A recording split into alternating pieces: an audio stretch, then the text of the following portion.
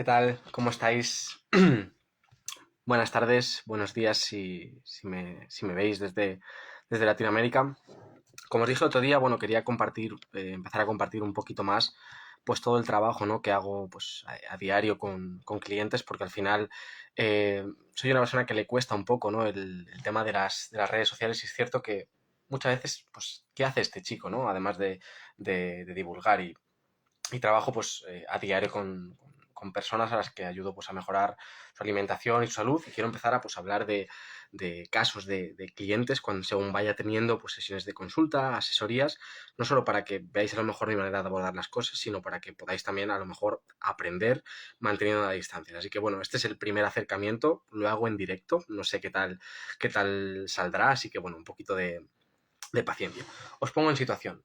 Se trata de una mujer, 43 años, 1,68 de altura, 113 kilos, presenta obesidad, presenta cierto grado de diabetes, hígado graso se puede apreciar.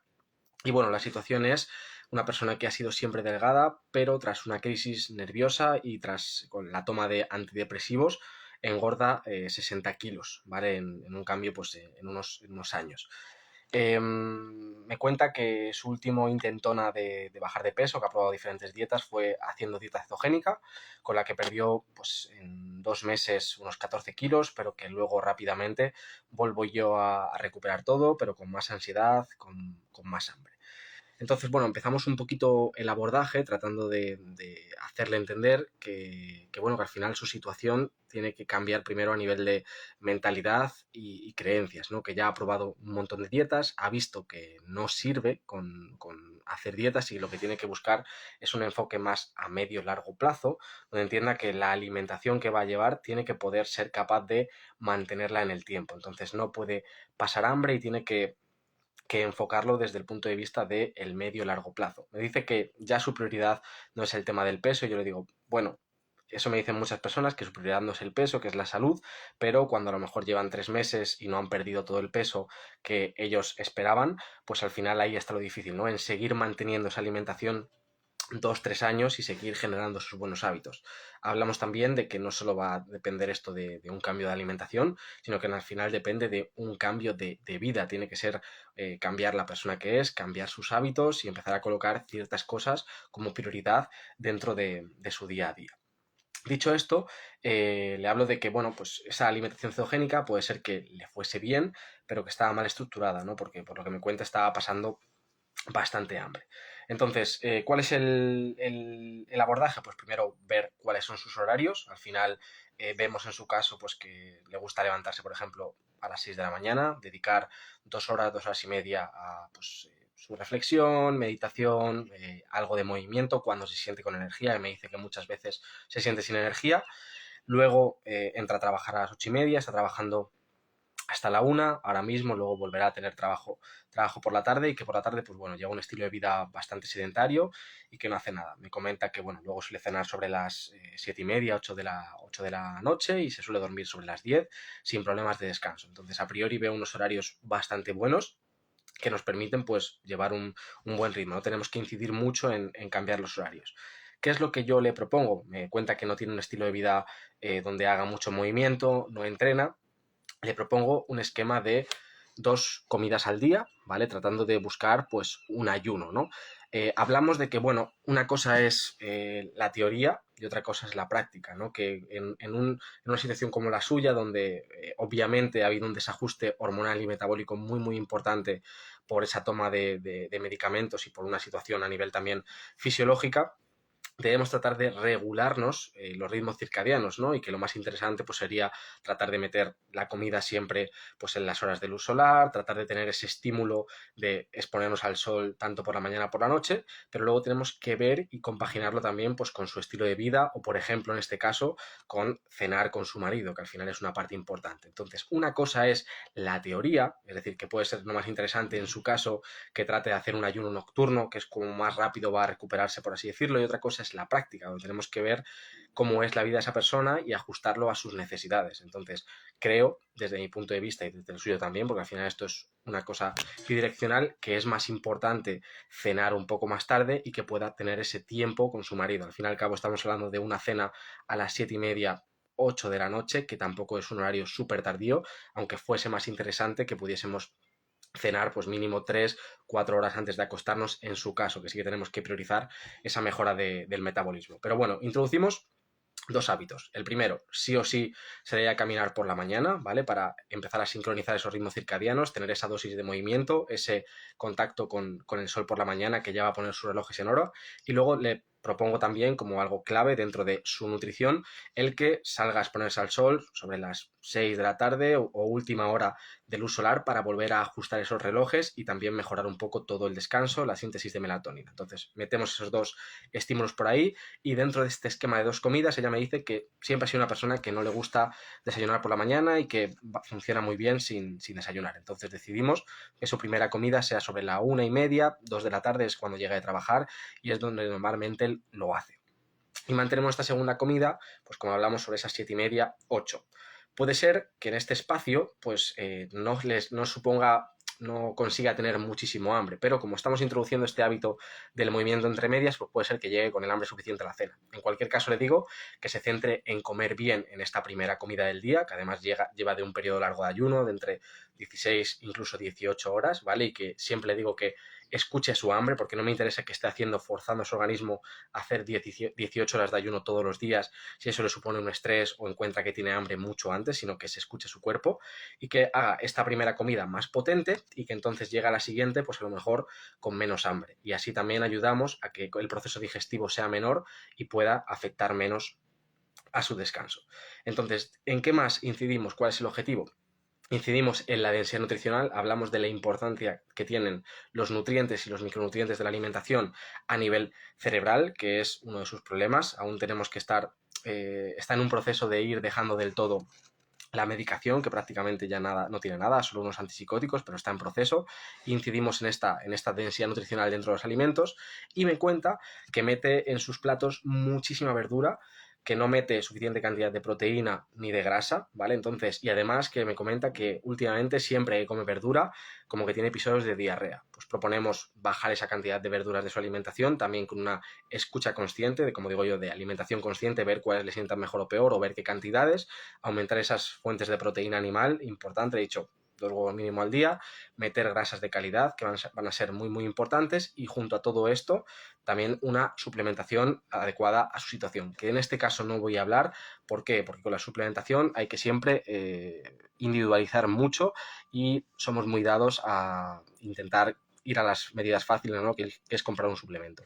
Esta suplementación solo tiene un sentido como coadyuvante con ese cambio de alimentación y con este cambio de hábito y sobre todo esta sincronización de los ritmos circadianos.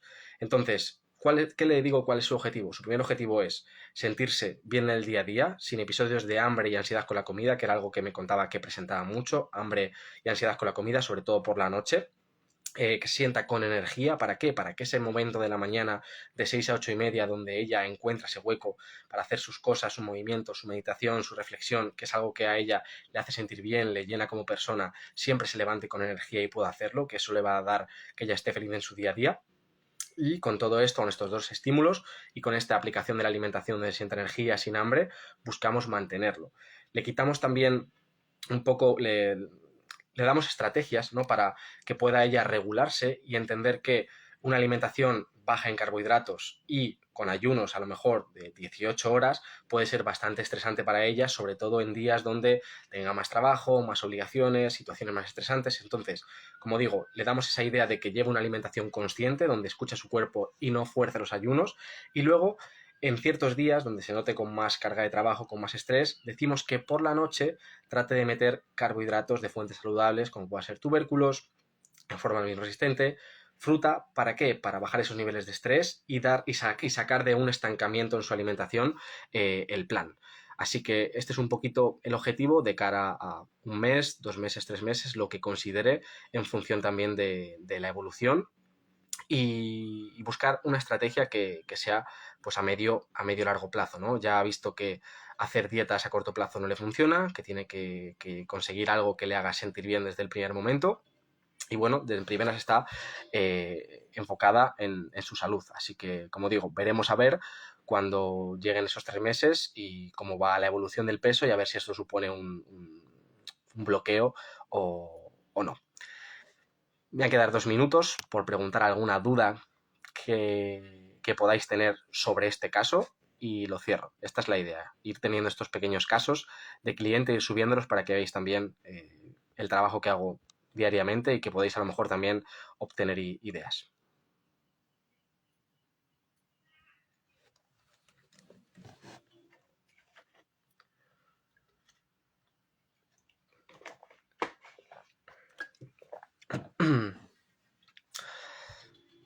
Solo voy a responder preguntas relacionadas con este caso que acabo de comentar. Esto no es un directo de preguntas y respuestas. Voy a esperar 2 minutos por si surge algo.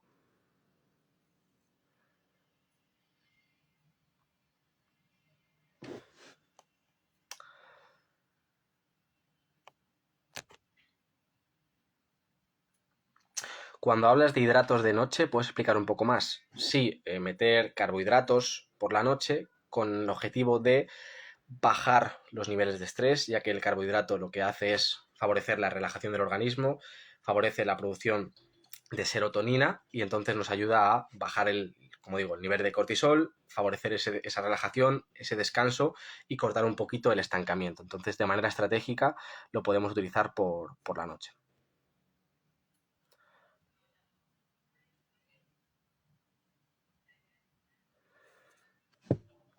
¿Cuántas horas de sueño es lo óptimo en ese caso?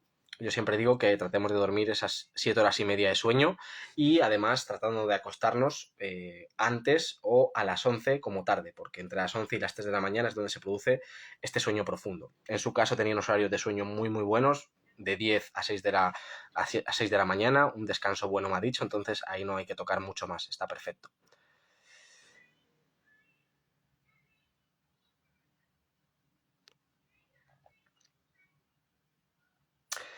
¿Carbohidratos a la noche no aumenta la glucosa mucho?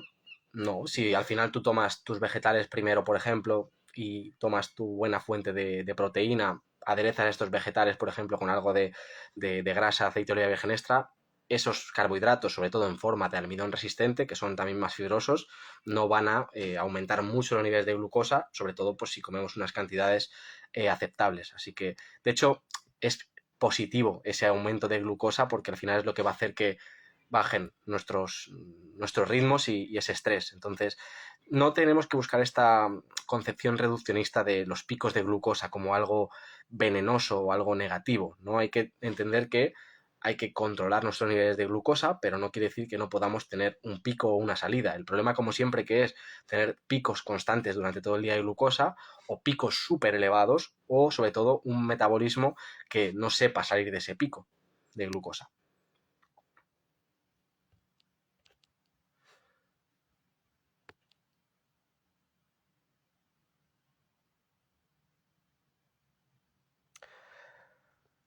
¿Cómo baja el cortisol en los carbos?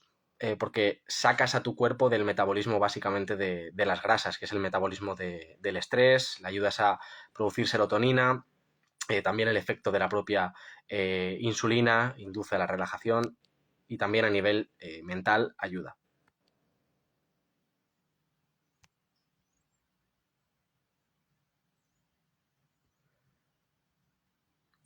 ¿Qué carbohidratos se podrían consumir de noche? Pues puedes consumir frutas en general y puedes consumir sobre todo tubérculos, es decir, patata, boniato. Si te preocupa, por ejemplo, el mayor pico de glucosa, pues puedes utilizar un almidón resistente, que es después de cocinarlo, enfriarlo 12 horas o 24 horas y ya es cuando luego te lo comes.